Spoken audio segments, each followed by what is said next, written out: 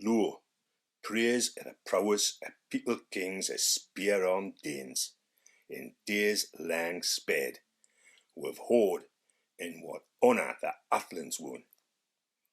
Oft shield the sheathen from squadron foes from many a tribe the mead bench tore, or in the halls. Since erst he lay friendless, a foundling, fate repaid him, for he waxed under welkin, in wealth he throve, till before him the folk both far and near, who hoosed by the wheel path, heard his mandate, give him gifts, a good king he. To him an heir was afterward born, a son in his house, whom heaven sent to favour the folk, feeling the war that erst they had lacked an all for leader so lang a while. The Lord endowed him the wielder of wonder, with walls renowned.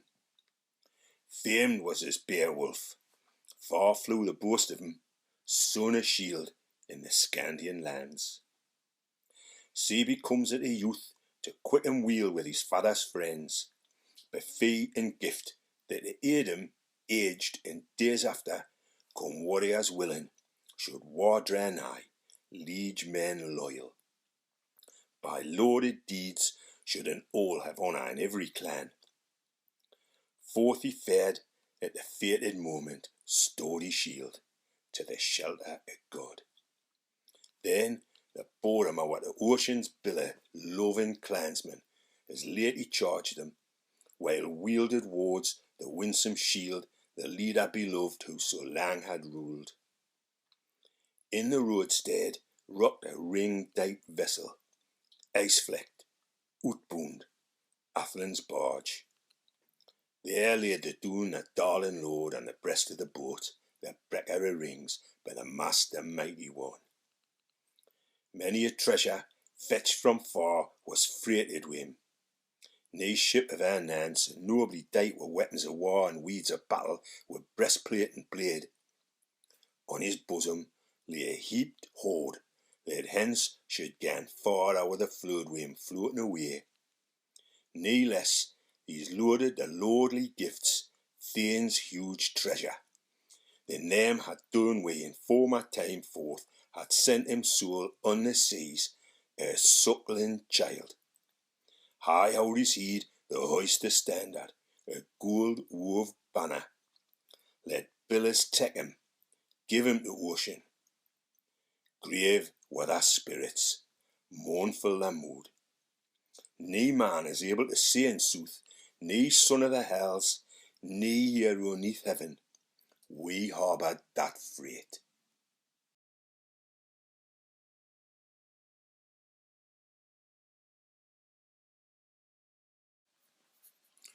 Now, Beowulf bode in the bog of the Shieldings, leader beloved, and lang he ruled in fame with all folk since his father had gone away from the world, till awoke in air, haughty Halfdana, who held through life, sage and sturdy, the Shieldings glad.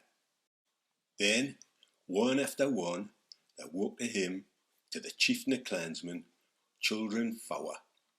Heorot, then Hrothgar, then Helga brave, and a horde that was queen to Heath of Shieflin's helpmate dear. To Hrothgar was given such glory of war, such honour of combat, that all his kin obeyed him gladly, till great grew his band of youthful comrades.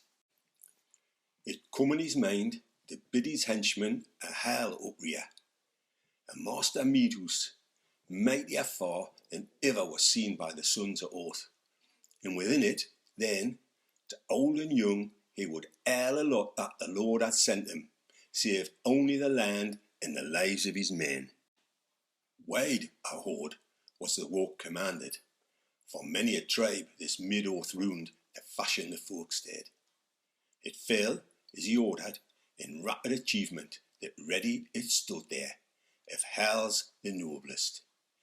Heorot he named it, for his message had might in many a land. Not reckless of promise, the rings he dealt, treasure at banquet. There toward the hell, high gabled wide, the hot surge waiting a furious flame. Nor was far the day when father and son-in-law stood in feud for warfare and hatred that woke again. With envy and anger, an evil spirit endured the dole in his dark abode, that he had hoard each day the din a revel high in the hell. There harps rang out, clear song of the singer. He sang we knew tales of the holy time of man, who the Almighty made the oath, fairest fields enfolded by water, set triumphant sun and moon for a light to lighten the land dwellers, and braided bright the breast of oath with limbs and leaves, made life for all immortal beings that breathe and move. So lived the clansmen in cheer and revel, a winsome life, till one began to fashion evils, that field of hell. Grendel, this monster grim was called, March reaver mighty, in moorland living, in fen and fastness, fief of the giants the hapless wight a while had kept since the Creator his exile doomed. On Kinnicain was the killing avenged by sovereign God for slaughtered Abel. Ill fared his feud, and far was he driven for the slaughter's sake from sight of men. A Cain awoke all that woeful breed, Ettins and elves and elf spirits, as well as the giants that warred with God weary while, but their wage was paid them.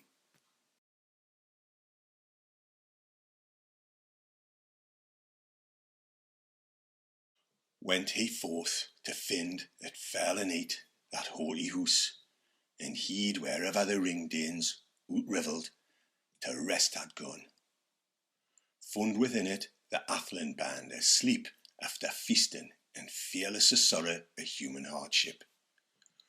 Unhallowed white, grim and greedy, he grasped betimes wrathful, reckless from resting places, thought he of the thanes, and thence he rushed fain of his fell spoil, faring homeward, laden with slaughter, his lair to seek. Then, at the dawning, as day was breaking, the might of Grendel to men was nan. Then, after wassail was well uplifted, loud moan in the morn, the mighty chief, Athlin excellent, on blithe sat, laboured in woe for the loss of his thanes, when once had been traced the trail of the fiend's spirit accursed.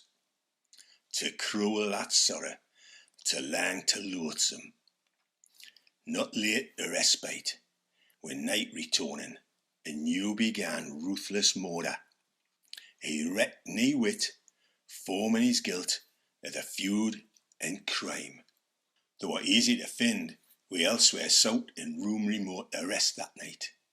Bed in the bowers, when that bale was shown, was seen in sooth with surest token, the Halthians hate. Such held themselves far and fast where the fiend outran.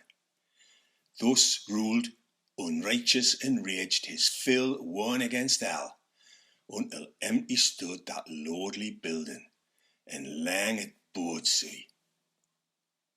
12 years tide the trouble he bore, sovereign of shieldings, sorrow and plenty, boundless cares. There come unhidden tidings, true of the tribes of men, in sorrowful songs, who ceaselessly Grendel harassed Hrothgar, what hate he bore him, what murder and massacre, many a year feud unfading, refused consent to deal with any of Daneland's halls, make pact of peace, or compound for gold.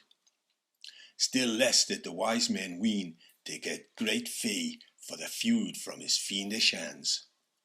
But the evil one ambushed old and young, death-shadowed dark, and dogged them still, lured or lurked in the livelong night of misty moorlands.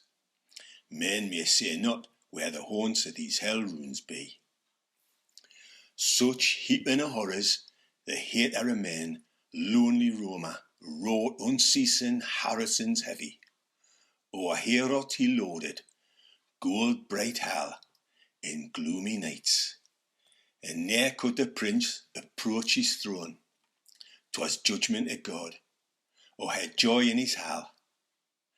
Sair was the sorrow to shielding's friend, heart-rending misery. Many nobles sat assembled, and so stood counsel, who it were best for bold-hearted men against Harrison terror to try their hand. Whiles they vowed in the heathen fanes altar offerings, asked rewards that the slayer of souls would succour give them for the pain of their people. They practised this, the heathen hope, 'twas hell they thought of in mood of their mind. Almighty they knew not, doomsman of deeds and dreadful load, no heaven's helmet heeded the ever wielder of wonder. Woe for that man, wherein harm and hatred hales his soul to fiery embraces. No favour, no change awaits he ever, but weal for him that after day may dread his Lord and friendship find in the Father's arms.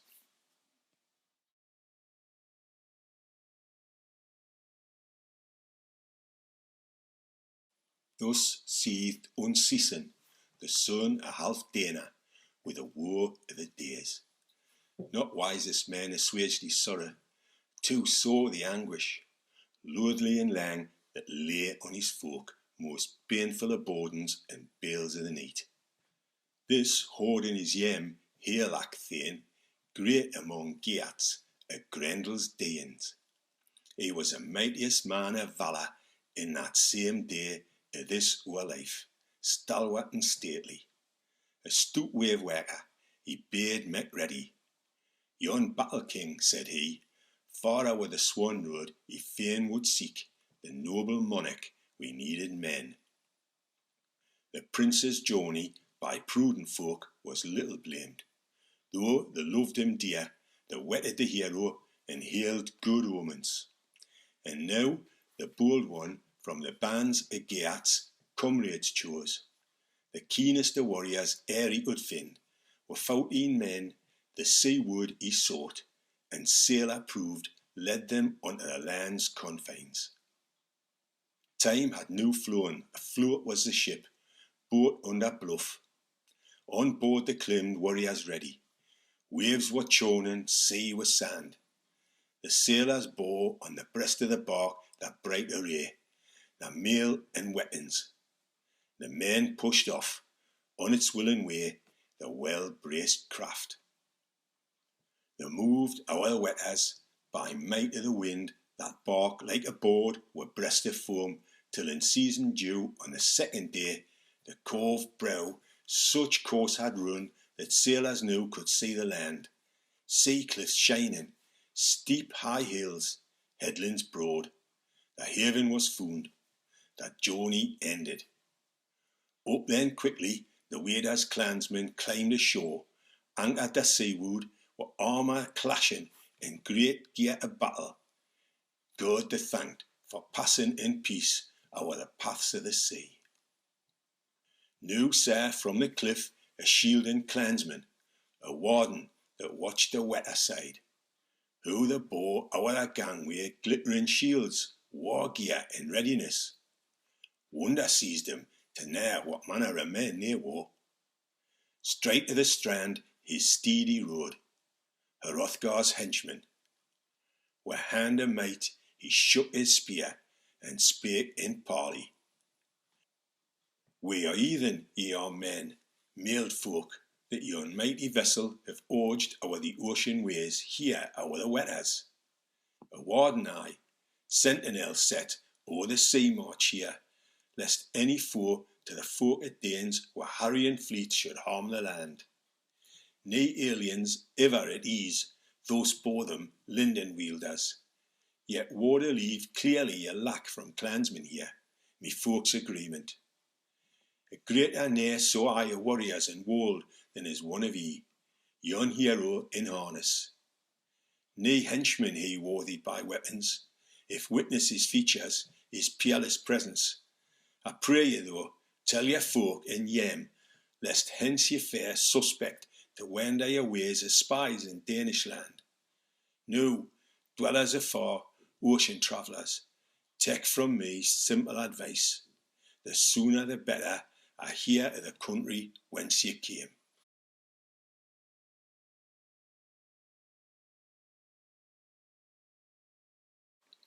To him the stateliest spake in answer, the warrior's leader, his ward-hoard unlocked, war by kin of the clan of Geats, and Heorot's own hearth fellows we. To folk afar was me father Nan, noble Athlin, Edgetheow named. Full of winters, he fared away, aged from oath. He's honoured still, through width of the wold, the wise men all. To the lord and liege in loyal mood, we hasten hither, to Halfdane's son, people protector, be pleased to advise us. To that mighty one come we on mickle errand, to the Lord of the Danes. No deem I right that out be hidden. We hear, thou knowest if sooth it is, the saying of men, that amid the shieldings a scathing monster, dark ill-doer, in dusky nights shows terrific his rage unmatched, hatred and murder. To Hrothgar, I, in greatness of soul, would succour bring, so the wise and brave may worst his foes, if ever the end of ills is fated, a cruel contest, if cure shall follow, in the boiling care waves cooler grow. Else ever after, anguished days he shall suffer in sorrow, where stands in place high on its hill that house unpeered. Astride his steed, the strandward answered, clansman unquailing. The keen-souled thane must be skilled to sever and sunder duly wards and walks, if he wheel intends. I gather this band is graciously bent to the shielding's master. March then, bearing weapons and weeds the way I show you. I'll bid me men your boat meanwhile to guard, for fear lest foemen come. Your new-tarred ship beshore the ocean faithfully watching, till once again it waft o'er the waters those well-loved thanes, winding neckward to Weeder's boons, heroes such as the hest of fate shall succour and save from the shock of war. They bent them to march, the boat lay still, fettered by cable and fast at anchor, broad-bosomed ship. Then come the bows, o'er the cheek guard, chased with gold, keen and gleaming. God had kept o'er the man of war, as marched along heroes in haste, till the hell they saw, broad of gable and bright with gold. That was the fairest mid folk of oath of houses neath heaven where Hrothgar lived, and the gleam it lightened our lands afar. The sturdy shieldsman showed that bright bow of the boldest, bade them gan straightway hither. His steed then turned, hardy hero, and hailed them thus: "'Tis time that I fare from ye. Father Almighty and grace and mercy guard ye weel, safe in your seekings. Say what I can 'gainst hostile warriors. Hold me watch."